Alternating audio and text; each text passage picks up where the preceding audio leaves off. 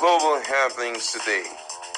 We communicate, we analyze global news. Hello beautiful people, welcome back to our channel. Finally, Sen.Natasha decided to speak up on what she encountered today. Remember, she made up her mind, told the whole world who cared to listen that she'll be resuming her plenary today. Of course, the Senate and the senators did not find it funny, so they, recruited almost all the security personnel you could think of, manning all the security checkpoints in the Senate. But something unique happened, and Senator Natasha have decided to address a whole lot of things. Most Nigerians thought that Senator Natasha does not know what she was doing when she avoided some certain issues. She's addressing it in this press release, and she didn't stop there. See the charge, the words, and what will be coming up come 2027. I can tell you for free that Senator Natasha is ready with Nigerians to do what they call the impossible in the eyes of the quote and unquote the corrupt politicians. Let's listen to her as she narrates her story and the next line of action she intends to do after now. Please watch the video, come back for more. In the first and second gates and barricade, it's about me and a duly elected senator walking into the chambers to resume my constituted duties as I was elected and mandated by the good people of Kogi Central and INEC. And it's unfortunate that we got in today, which is the 22nd of July 2025, having duly notified the Senate through 2 letters that I would be resuming functions today. As a matter of fact, I'm disappointed on 2 grounds. One is the number of armed policemen that we met outside, all well kitted with guns, charged at a female senator who is unarmed with her people here, patriotic Nigerians. And the second thing is the fact that the Senate, under the leadership of Godswill Akpabio, have decided to become lawbreakers and by denying me entrance into the chambers to resume my duty. There's been some conversations in the media by his own team, trying to twist the narrative that the judge did not order my reinstatement. And I'd like to clarify that. You see, pursuant to Section 318 of the 1999 Constitution, it is very clear that decisions of a court comes in 5 ways. It could be a judicial decree, it could be a sentence, it could be an order, it could be a conviction, and it could be a recommendation. So an order is just one of the 5 decisions that a judge can pronounce over any case. And mine tilts towards a recommendation. Now, you would think that a recommendation is a voluntary. That means the Senate has either they comply or they have the right not to comply. But I'd like to clarify that. Again, if you go further to the to Section 287, subsection 3 of the 1999 Constitution, again, it actually specifies in clear terms that decisions, that's any of these 5 decisions of any of the possible on every authority. So what that means in simple terms, whether they mention that the Justice Binta Nyako of the Federal High Court made an order or made a sentence or made a judicial decree or a recommendation, however they want to interpret the literal words, interpretation of the words, it is still a decision of a court and it is still binding on the National Assembly. The second issue that I have seen withering around the media is that the Senate appealed the judgment, and I mention it. I'm saying it clearly. Hamza, can you please give me? Where's Hamza? Let me have that page, please. Let me have the appeal. Let me show them the appeal. Now, this is the appeal that was initiated last week against Justice Binta Nyako's judgment. It is clear that it is not the National Assembly, neither it is the Senate. It is Akpabio himself. Read it. The president of the Senate. He is the only appellant. The National Assembly has not appealed that judgment. The Senate has not appealed the judgment. The Committee on Ethics that suspended me wrongly, has not appealed the judgment.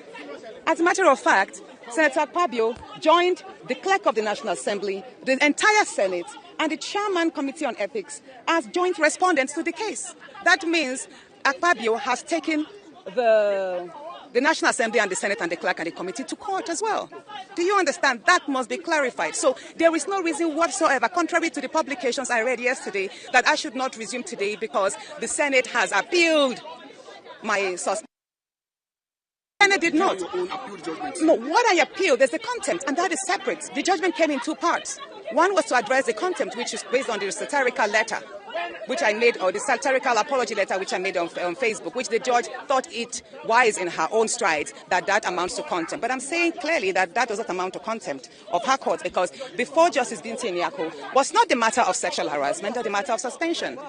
And what I would say clearly, what I would say clearly here is me appealing the contempt does not in any way invalidate the decision of the court that mentions me resuming. And I will say this again, in as much as the judgment, Justice Binta Nyako's judgment, was the most watery of all the suspension judgments we've had, taking into consideration Senator Aline Dume's and Senator Magege's suspension. But there is one particular portion of her decision which I want us to hinge upon, where she mentioned that my suspension is actually excessive, and that me being suspended for 6 months actually will prevent my ability to carry out my constitutional functions as stipulated in Section 63 of the 1990 Constitution. Now, what does Section 63 of the 1999 Constitution mean? That every senator in this and every parliamentarian is to attend a sitting not less than 181 days per year to carry out my constituted functions. And what are the constitutional functions of a senator? One, legislative, which I'll do in there. Second is oversight of the executive. And third is representative of my people. So that means what Justice Binta Nyako told the National Assembly is that not only is my judgment excessive, but it will also deprive me of carrying out my constituted of which I was elected according to the Nigerian Constitution. That is Section 63. So that means my suspension is illegal. If you look at that, because anything that contravenes the Nigerian Constitution is illegal. And the National Assembly cannot be greater than the Constitution. They are now coming down again based on the appeal. Akpabio himself cannot be greater than the courts, cannot be greater than the Constitution. And I want Nigerians to know that the office of the Senate President, Akpabio himself, does not give me my legitimacy as a senator. The fact that he has gone on appeal himself does not invalidate the decision of Justice Binta Nyako and does not stop me from being a senator. I got my legitimacy as a senator today from the people of Kogi Central who voted me at the February 2023 election. So, me being well. The most important thing is I am proving to the good people of Kogi Central and Nigerians at large, especially the women who have continuously written to me that they have the right courage in my actions so far. Now, the fact that I've been denied entrance is a statement being made. Our narratives are being shaped, history is being formed and shaped, and policies, again, all of this work together through intentional actions like we have done today. It's on record that the National Assembly under Akpabio has decided to be in contempt of the court's decisions. And it's quite ironic because they are actually lawmakers. So that puts to question how far as democracy in this day and age. So, however, if we decide to turn our backs and go home, we are not ignorant of the fact that the National Assembly is most likely going to go into recess tomorrow for 2 months, and they will resume pretty much in the last week of September. And like you rightly said, that means they would have pretty much served the earlier 6 months suspension. I'm saying that because as of now, I'm no more suspended. And there's something very important I would like to say. Even the suspension ab initio was fraudulent because the document that recommended my suspension was not attested to by the senators, the members of the committee. It was just an attendance sheet that was photocopied as their signatures. And if we are to go through that, that means ab initio from the onset, the suspension is wrong because the documents, the recommendation itself was faulty. So that's having mentioned that. Going forward, I'm going to have a meeting with my legal team, and then most likely they will have to probably proceed to the appellate court to seek interpretations of what has just happened. Law-abiding citizens, everyone here who has accompanied me, you can see no one is unruly, even though some have vehemently decided to express their dissatisfaction with the system. I am a law-abiding citizen, and it is very important I do mention, and Nigerians should know that even though we do have 2 federal government criminal cases against me, they are on criminal defamation, simply because I spoke up the threat to life. And everybody has a right to speak up on their threat to life. And Nigerians should know that I am not facing charges of corruption, I am not facing charges of embezzlement, I am not facing charges of drug abuse, and neither am I facing charges of murder. And it's ironic that the people who are actually testifying as witnesses in the two federal government cases have cases at EFCC, have files at EFCC on record that they have actually embezzled state funds running into billions. So it's really, let me say this, it's very important I do mention the flip of our judicial system, the flip of how institutions being utilized to oppress people who are innocent.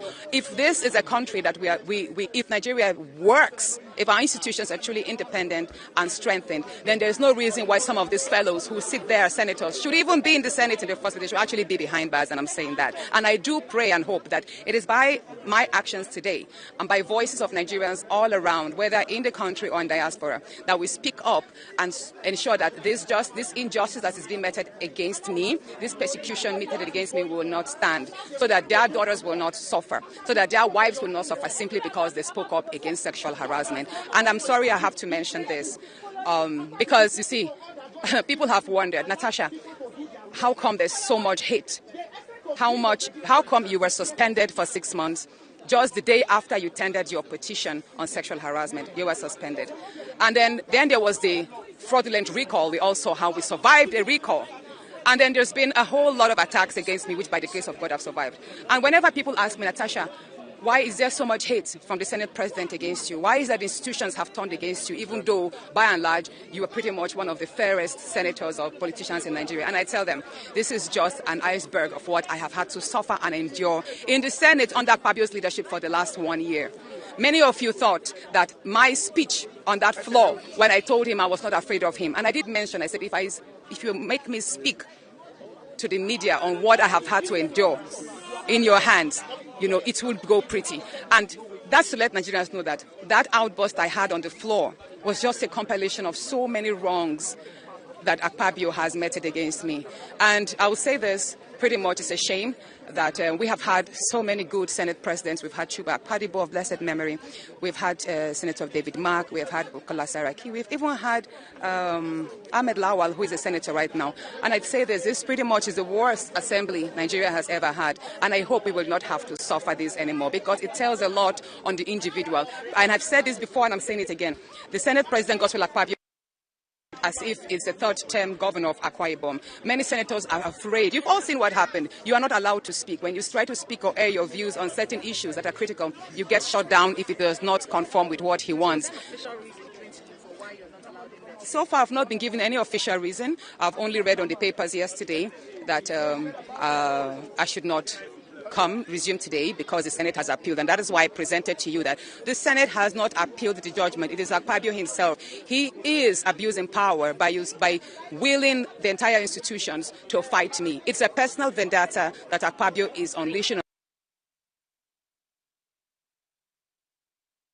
Wrong, because you can't have his own senatorial district deprive the Kogi Central of representation. There is just no reason why these gates should not be open. But by and large, considering the fact that the Senate is vacating tomorrow, whenever they deem it fit to resume, we would resume as well. So what matters most is all the pressures and all the calls of me apologizing for no wrong that I did. I have refused to do that. So if it means staying the entire 6 months for an unjust suspension, which I'm saying, repeating again, has been quashed by the courts, so be it. I have pretty much been busy with my constituents on the brighter side. You've all seen, we've been carrying out a lot of projects in the past few months. And that is true to my nature, because I am a technocrat. I'm a lawyer. I'm an oil and gas expert. My formative year in my career were in the oil and gas industry. So I got into politics because I wanted to create a different mark for other people like me who wants to venture into politics. I also got into politics because I want to intentionally raise the standard of leadership. It's enough for us in Africa to sit down and admire leaders or politicians from other smaller African countries, not talk of the European world and the other Western world. So I hope that with this journey so far, however it goes, people should muster strength from me, and I hope that 2027 we will have more courageous, younger, educated, intentional leaders that will be elected into office, so that together we can change the narrative of Nigeria. And thank you so much for your love and support.